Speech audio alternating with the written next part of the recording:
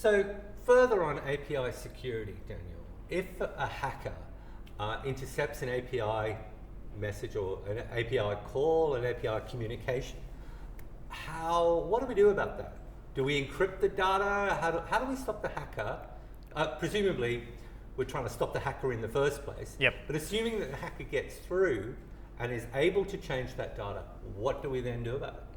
So this is where you'll have multiple layers of API protection.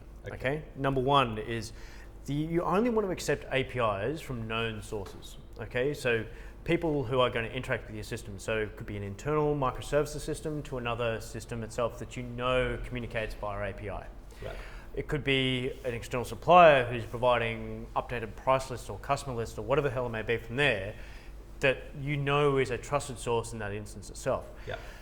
You also want to turn around and talk about encryption over the top of that one as well. Right. Okay, so when APIs are communicating internally within your own systems itself, typically you have encryption is less of a requirement in that circumstance, but it becomes more important when it's going out to externals in that instance itself.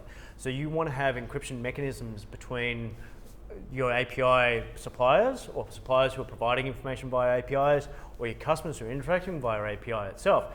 And that will typically be done by encryption mechanisms. An API gateway has the capability to be able to do that one from there, obviously. And so therefore you can make sure the actual encryption is in place across the board, but you still want a whitelist on top.